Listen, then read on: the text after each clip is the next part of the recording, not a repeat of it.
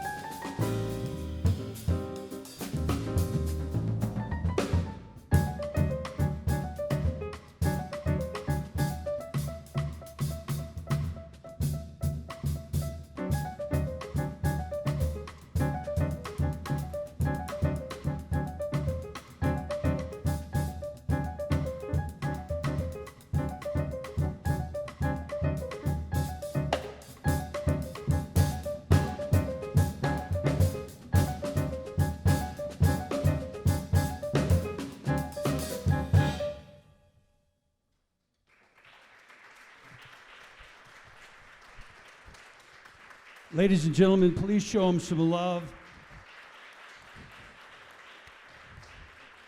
From Pittsburgh, Pennsylvania, the Reggie Watkins Trio. Thank you. I sure would. Thank you, Ed. I would just tell you a little bit about the music we just played for you. We opened the show with a composition by one of my idols, one of the great alto saxophonists in jazz music, Jackie McLean, and that was entitled Appointment in Ghana. And then we moved on to some compositions of my own after that. The first one was entitled Blue Six, and the one after that entitled Wizards, and the last piece we played was called Waiting. So some original work for you there. And we have Ava Lintz, of course, here on bass, and David Throckmorton on drums. Thank you.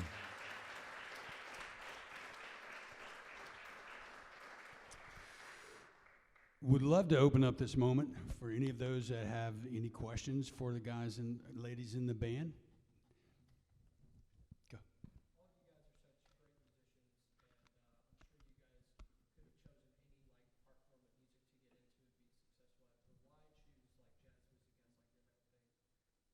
The question was, for those of you that can't hear and our streaming audience, what was it about jazz that they chose in their path along the way?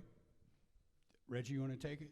Yeah, I was just kind of holding my place in the band programs, and it was, coming through school, I had plenty of opportunities for to participate in music at school and also some lessons at home. But for me, it was kind of an epiphany moment, like a little light come on, and that's it. That's when I heard it.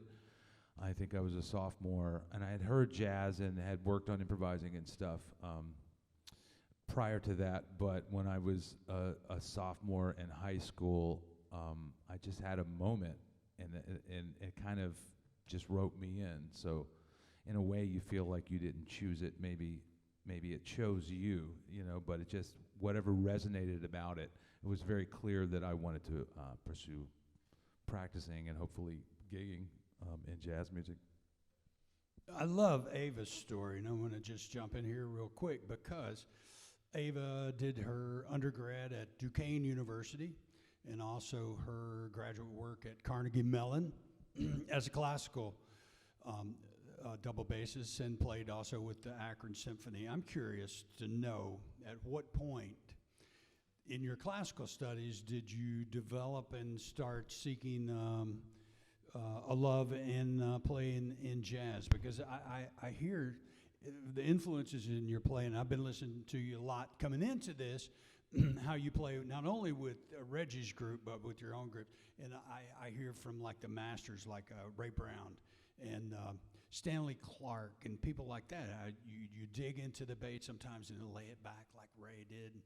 Tell us about your path along the way. I play the bass because someone in my family played the bass, and it's a great instrument. You can play any style on it. You'll always have a gig. But I grew up with my parents played jazz, and so I've always been sort of doing it. But So it's in your household as you was growing up. Yeah. Even though you studied classical, Yeah, you always had jazz in the background. for sure. Yeah. Mm-hmm. That's beautiful. Anybody else? Yeah, man.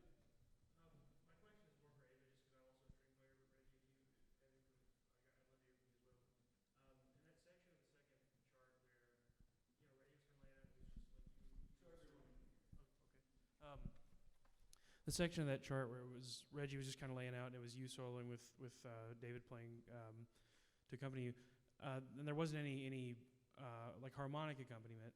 I know that as you're soloing, you have the form in mind and the chord changes in mind, but because there is no accompaniment, how much do you kind of go off, or how much do you go outside of the key and the chord changes and all that kind of stuff? Like how much freedom do you take with that when there's no accompaniment?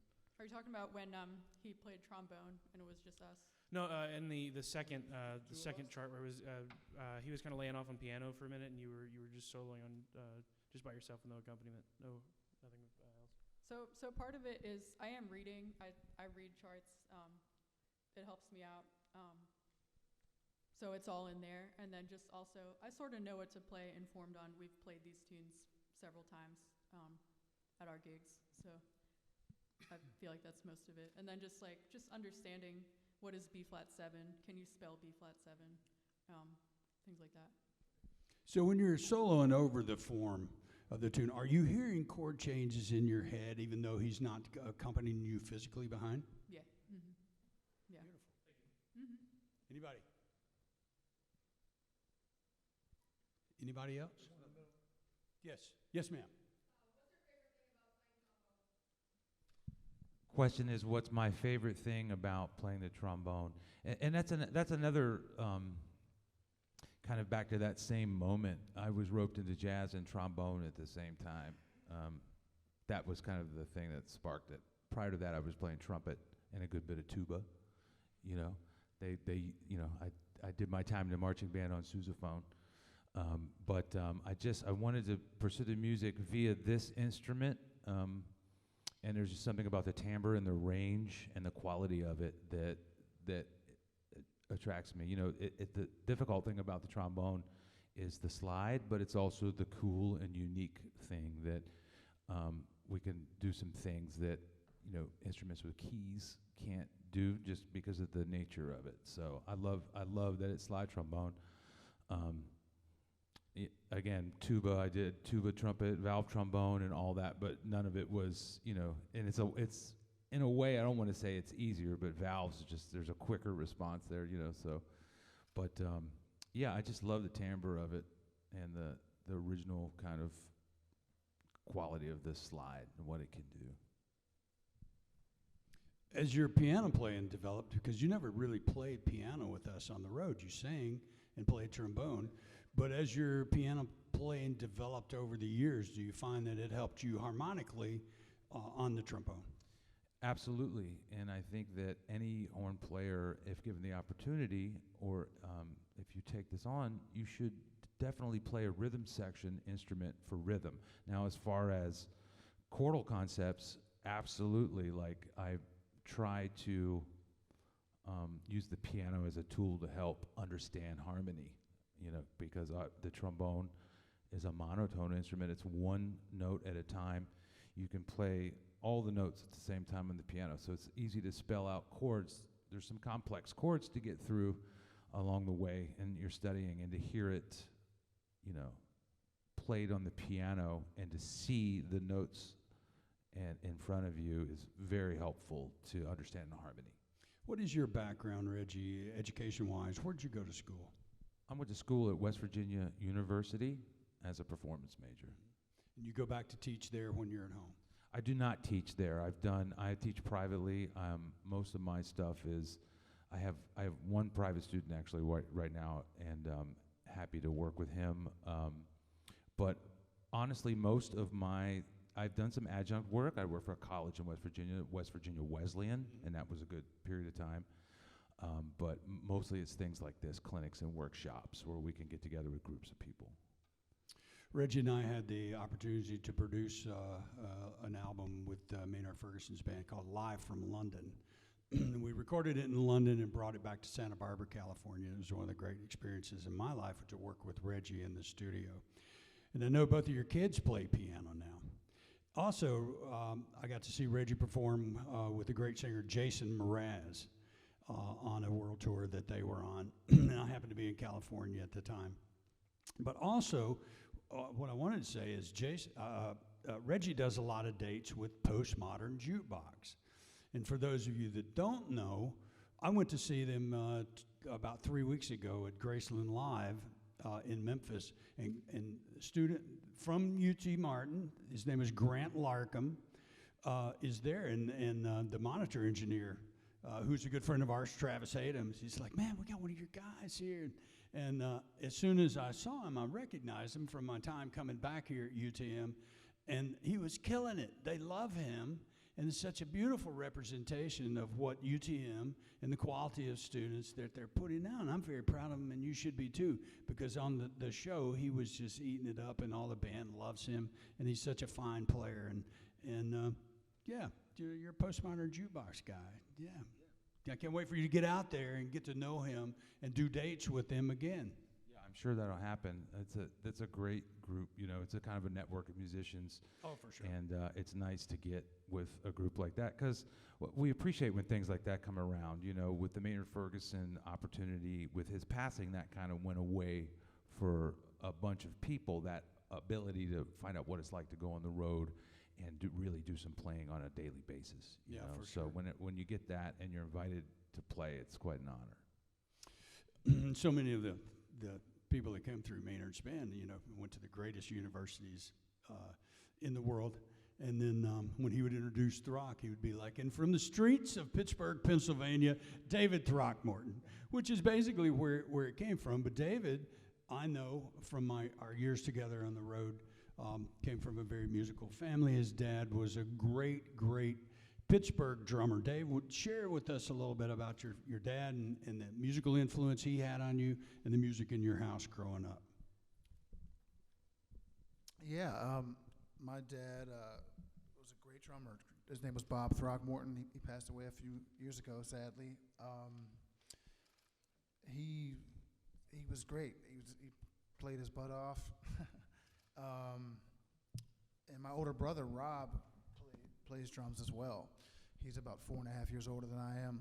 So just growing up in a household where I could see them play and hear them play, it got into me really from a really young age. Before I can remember, I was playing drums. And he was on the road when you were born, right? Yeah, my dad was out on the road with a singer, piano player named Buddy Greco. Buddy Greco, right. Who played with everybody, played with Buddy Rich's band, and, was a singer kind of like the Sinatra style kind of singer. Sure.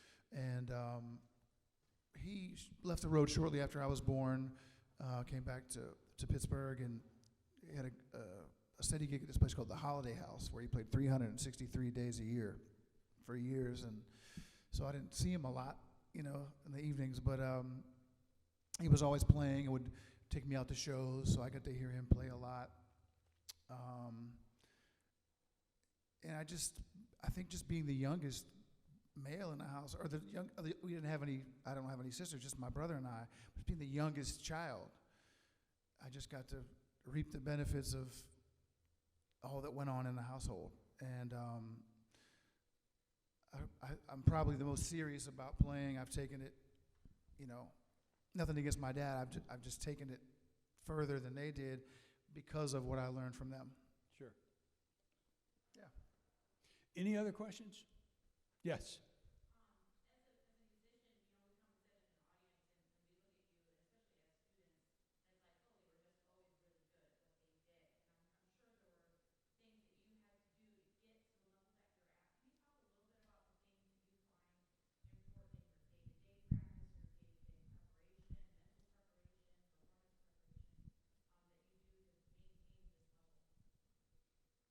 get that? Yeah, I mean, for me, So I'm the f- I'm question was, what do fortunate. you do day to day yeah, to kind of maintain your level and just to basically that's the question. What do you Yeah, do yeah, from day to totally. day to be ready mentally I mean, and I'm musically? fortunate just to be lucky enough to work a lot. I mean, I've been supporting myself only by playing drums since my early 20s, and I was playing professionally earlier than that. So a lot of the maintenance that I have playing the instrument is just from performing, playing gigs, different styles, and I just love music. You know, I don't know what I would do without it. So I don't have to look real far to stay inspired. One thing I like about music too is it kind of keeps you honest. You know, if you think you're getting the better of it, it always has a way of kind of reminding you that you have a long way to go. So I always say the more I learn, the more I just realize how much I have to learn. So there's always another plateau to reach for. So it's easy for me to just stay motivated, and that keeps me practicing. But Dave, and I think you mentioned this to me before all of that, you did go through some practicing quite a bit coming up. Oh yeah, I mean I still practice, and I still enjoy practicing, but I think it was just my kind of manic state of loving music so much that I've never not been motivated, you know. And for me, like another thing I learned, a little off topic, but just going through the down COVID time of not performing, if I would have a couple days, which it's rare, I don't play every day, but maybe I'd have a few days where you're like a little sad about not performing, and I wouldn't play at all. But all it would take was 2 or 3 minutes with the sticks in my hands at the instrument to remind me, oh, I love doing this. This is so exciting. And it took just a show or two to get that feeling back of, oh man, like this is what I'm supposed to be doing. So the rewards you get back from it, there's just so much positivity that comes from music. I think it's helpful for musicians to think of it as a craft. So you have to do it every day, you know. And it's really an honor to get to do it because there's as Maynard said to me directly once, Reggie, we're very lucky we could be pulling sheetrock off the back of a truck, and he's right. So if you have the opportunity to be involved in music and practice your instrument, you know, do it. Practice as a craft. Do it every day, so that you can, you know, get better your entire life. And the better you play, the more fun it gets, kind of. Just more things get unlocked, and then you have more ways to react to the people you're playing with and hear where they're coming from. You're always learning. Sorry, Ava, I didn't mean to cut you short. I just add that it's okay to get a job. I have a job. These two won't say that, but it's okay to get a job. Practice after your job. If you love it, you'll still do that, and you'll still do gigs, and don't let anyone tell you, you know, not to get a job, basically. Thanks. No, I think it's great to have a job. I've had a million jobs to support my music habit, you know, but I'm happy to do them. But it's also, like she's saying, it's kind of a good situation. It's, you know, for me at one time, my goal was just to be a professional musician, so I took every single gig that got offered to me. Now, once you do that, it's hard to get out of that. But if your opportunities open up, then you might have an opportunity to do that. So having a day job could be something that allows you to be more selective with what you do in music and not have to take every single thing. In the beginning, I think it's right to take single thing so you can get the experience, you know, get whatever you have. And then as you're getting better and your career advances, you don't have to take every little wedding and bar mitzvah and, you know, kids party that's out there. You know, you could be hopefully a little bit more selective. Anybody else? Any other questions? Yes.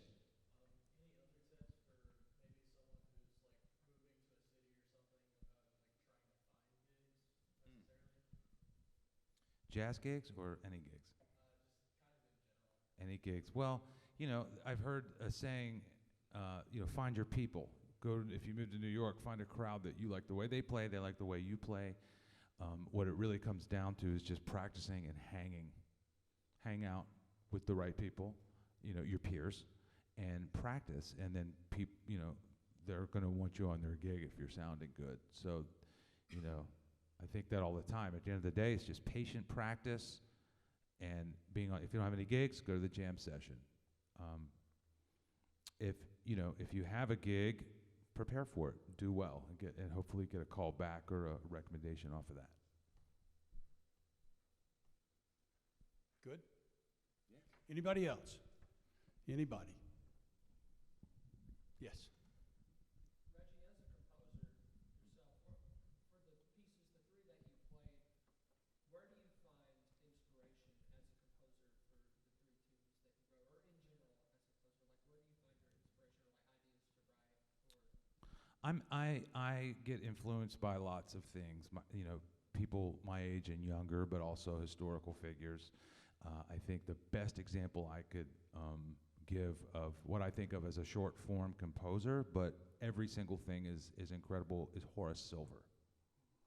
So if you listen and check out any Horace Silver composition, it's a master class in arrangement and composition for small ensemble. Beautiful. Yeah, man. Horace. Blue Mitchell. Yeah. Anybody else? Okay, let's proceed with the show. But before we do, I'd really love to thank Steve Barnett, our department chair, for all of his constant support. Tammy Owensby, who connects the dots on putting all of this together as we work months for the show to go on. And our technical director, Micah Barnes, up in the booth, who does such a fabulous job with sound and lighting. And I would love to thank you, Lynn Anderson. You've been such an inspiration and so supportive of the guest artist series, and I love you and thank you all. Thank you all for coming out this evening. Once again, the Reggie Watkins Trio.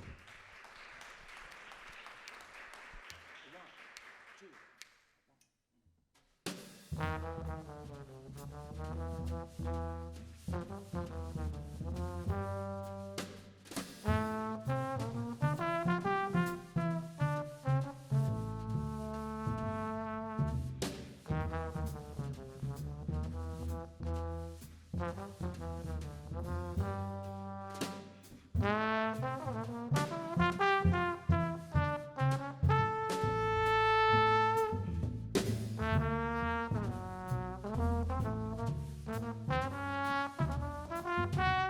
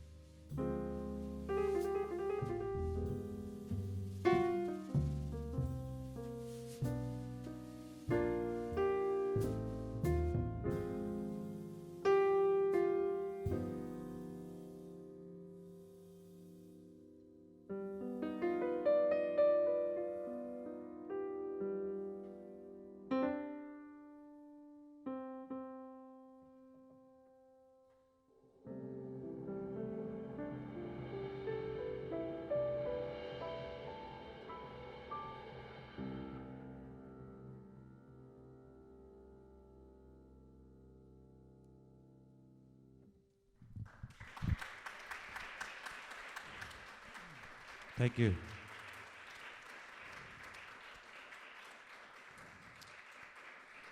So we played for you on that set. First song was another tribute to one of the great masters of the trombone, and that was Jimmy Nepper. In the interim, the next piece we played was a composition by the great pianist McCoy Tyner called Walk Spirit, Talk Spirit. And then some of my own material there, Meditation in D, Dreamwalker, and this last beautiful standard I think was probably written in about 1932. I'm not quite sure, but that is titled What's New, and a beautiful piece. So thank you for that. One more time for David Throckmorton, Ava Lintz. My name is Reggie Watkins. We'd like to thank Ed Sargent from the bottom of our hearts for bringing us in. Also, the folks here, Micah, Steve, Tammy, and everybody that makes the wheels turn behind the scenes, and of course, all of you for being here. We've got one more short one for you, and again, it's been a pleasure. Thank you, and good night. One more tune.